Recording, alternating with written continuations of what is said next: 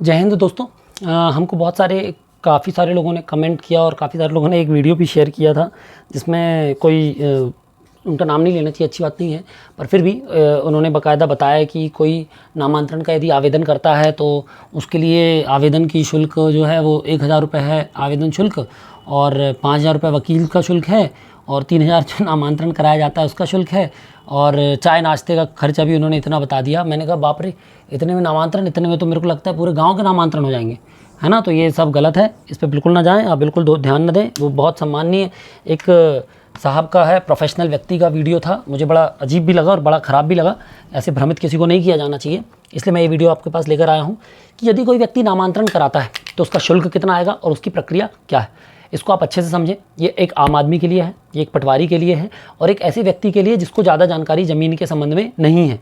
ताकि इस वीडियो का उद्देश्य ये नहीं है कि मैं किसी को ये नहीं कह रहा हूँ कि शुल्क ये नहीं है, वो नहीं, मैं क्लेम नहीं कर रहा किसी चीज़ को भी, वो उनका व्यक्तिगत मुद्दा है, वो उसका व्यक्तिगत, वो उसके लिए उत्तरदायित्व है।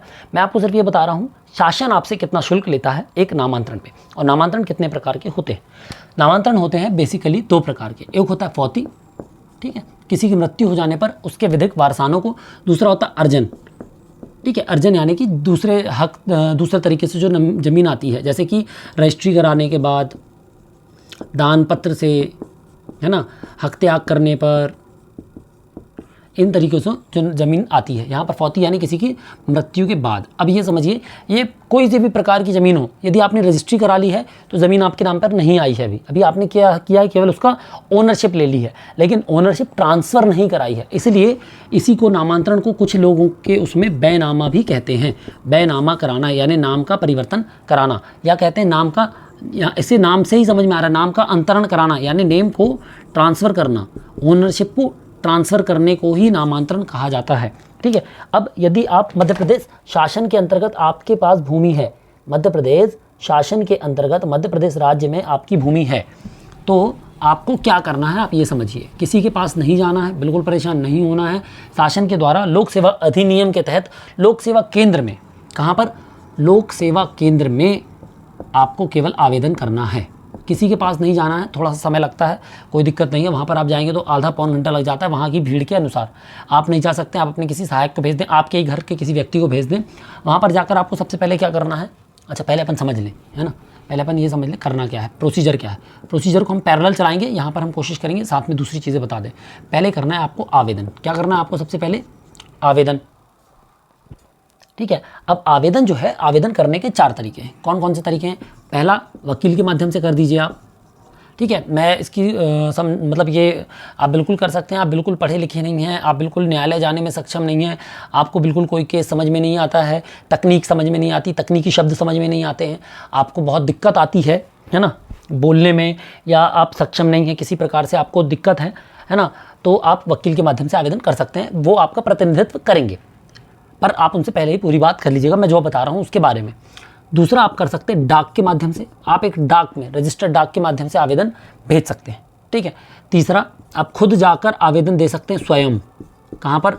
तहसील में। कहाँ देंगे? जहाँ पर भी आपका तहसील लगती होगी वहाँ पर आवेदन। जहाँ पर आपकी ज़मीन है वो ज़मीन किसी तहसील के, किसी सर्कल के अंदर आती है, उसका एक नायब तहसीलदार या तहसीलदार होता है, तो जो उनका न्यायालय है वहाँ पर आपको ये आवेदन करना है, ठीक है।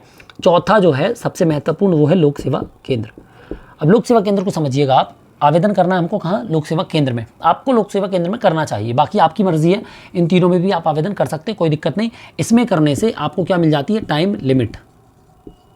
क्या मिल जाती है? टाइम लिमिट, ठीक है। अब समझिए कैसे।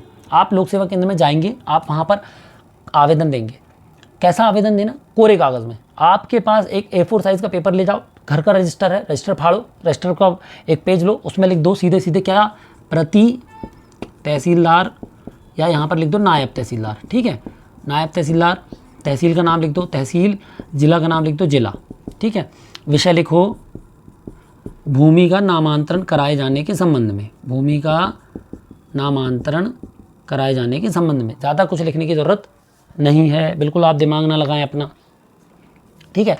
विषय लिख दिया, फिर यहाँ पर लिखिए महोदय, डिटेल में लिखिए मेरा नाम क्या है, ये है, ठीक है। मेरे नाम पर या मेरे पिता के नाम पर या मेरी माता, पत्नी, पुत्र के नाम पर, भाई के नाम पर, बेटे के नाम पर, है ना, ज़मीन मेरे नाम इतने पर, ग्राम में खसरा नंबर ये दर्ज है। ठीक है भाई, मेरे नाम पर बरौदा ग्राम पे खसरा नंबर 3/2, 6/3, 18/16, है ना, ये ज़मीन मेरे नाम पर, ये मेरे चाचा, पापा, ताऊ, मौसी, दादा के नाम पर दर्ज है। ठीक है, उक्त भूमि में क्या, कोई मृत हो गया। ये जो आवेदन बता रहा हूँ मैं फौती का बता रहा हूँ आपको। ठीक है, पहले फौती वाला, फिर इसी के मैं रजिस्ट्री बता दूंगा आपको। उक्त भूमि में जो चाचा, ताऊ, दादा, मौसी, फूफा, भाई, बहन, बेटी हैं वो शांत हो गए हैं। ठीक है, तो उनके नाम पर या उनकी ज़मीन उनके वारसानों के नाम पर कराए जाने हेतु आवेदन प्रस्तुत है। ठीक है, ये आवेदन हो गया। आप हाथ से लिख सकते हैं, कोई दिक्कत नहीं है। इसके लिखाने का जो 500-1000 रुपये बता रहे थे हमारे महाशय, वो नहीं है, निःशुल्क, एक पेज में आप आवेदन लिख दीजिए। ठीक, अब सिर्फ फौती की बात कर रहे हैं अभी हम, पहले सिर्फ आवेदन की बात है, तो अभी फौती का आवेदन है। अब इसमें रजिस्ट्री का आवेदन यदि है, क्या है, रजिस्ट्री का आवेदन, या रजिस्ट्री के जो कई प्रकार के रजिस्ट्री, उसका आवेदन है। प्रति ये भूमि का नामांतरण महोदय। ठीक है, महोदय के बाद सीधा इस ग्राम में ये खसरा नंबर की भूमि इसके नाम पे दर्ज है। यानी कि मान लीजिए अभी आपने कोई ज़मीन खरीदी, ठीक है, आपने 14/3 खरीदा, तो आपने बताया कि ग्राम बरौदा में खसरा नंबर 14/3 रमेश के नाम पे दर्ज है। किसके नाम पे, रमेश के नाम पे दर्ज है। उक्त भूमि मेरे द्वारा क्रय की गई है। ठीक है, मेरे द्वारा क्या की गई है, क्रय की गई, खरीदी गई है। सीधा लिखो, नहीं समझ में आता क्रय की गई, लिखो मेरे द्वारा खरीदी गई है।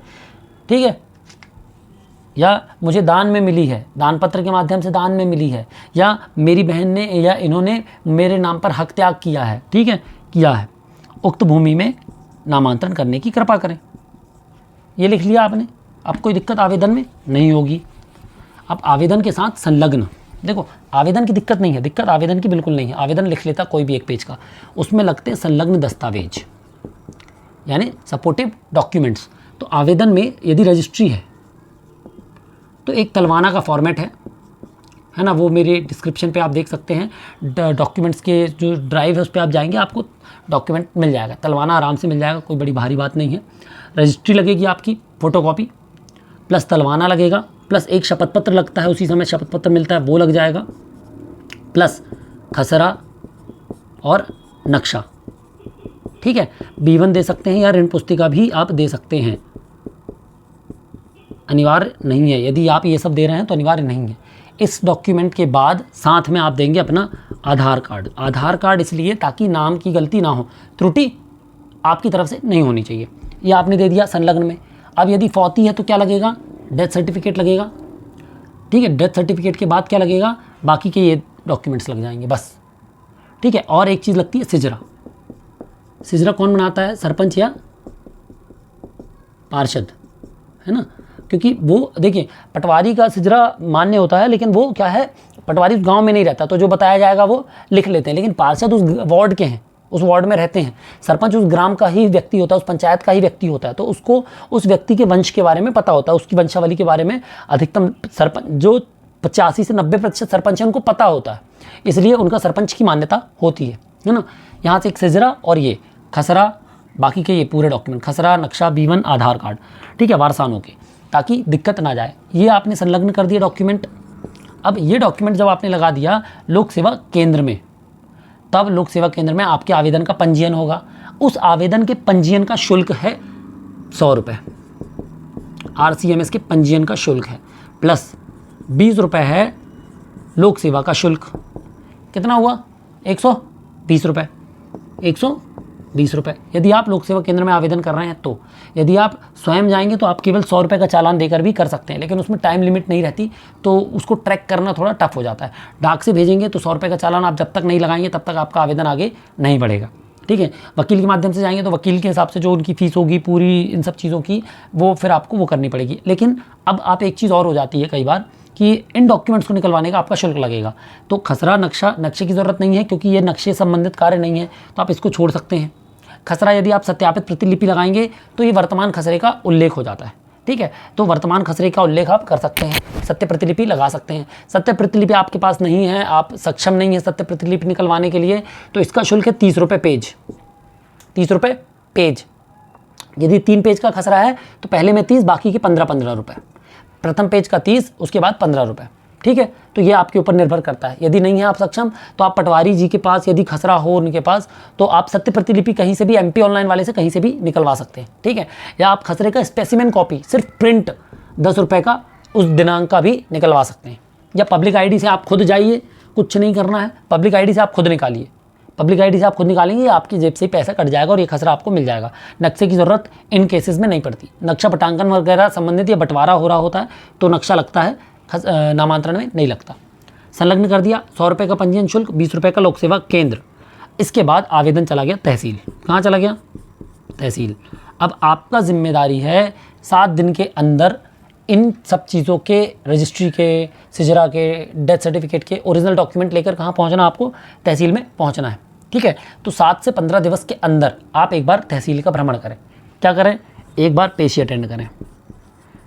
पेशी के बाद पटवारी जी को समय दिया जाएगा रिपोर्ट लगाने के लिए। क्या दिया जाएगा समय? पहली पेशी के बाद आप क्या पहली पेशी में क्या कर रहे हैं? ओरिजिनल डॉक्यूमेंट प्रस्तुत कर रहे हैं न्यायालय के सामने, ठीक है। आवेदन किया आपने, संलग्न कर दिया दस्तावेज, पंजीयन शुल्क लगा 100 रुपये, 20 रुपये लोक सेवा केंद्र, एक पेशी ओरिजिनल डॉक्यूमेंट आपने सबमिट कर दिए। पटवारी जी का क्या लगेगा? प्रतिवेदन। न्यायालय से इनको क्या कहा जाएगा कि प्रतिवेदन लगाएं। तो पटवारी जी आपसे या तो फ़ोन करेंगे, या जो उनका आपके ग्राम के भ्रमण का दिवस है उस दिन वो आपके ग्राम में आएंगे। वहाँ पर आप अपने दस्तावेज या मौके का या अभिलेख का वो आपसे जांच करने को कहेंगे। उनको जांच करवाइए, जो सत्य चीज़ें हैं, जो भी सारी चीज़ें वो उनको बताइए। वहाँ पर वो अपने आपकी मौके की जाँच के आधार पर, उनके आधार पर वो प्रतिवेदन प्रस्तुत करेंगे, ठीक है।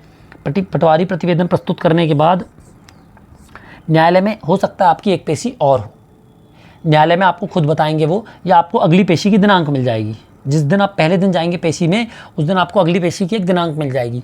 उस अगली पेशी में आपका प्रतिवेदन जो यदि पटवारी जी लगा दिए होंगे तो आपको केवल सुना जाएगा कि जो पटवारी जी ने प्रतिवेदन लगाया है क्या आप उससे सहमत है, आपको उसमें कोई आपत्ति, कोई चेंज तो नहीं करवाने। यदि आपने बोला हाँ, तो आपका प्रकरण आदेशार्थ हो जाएगा।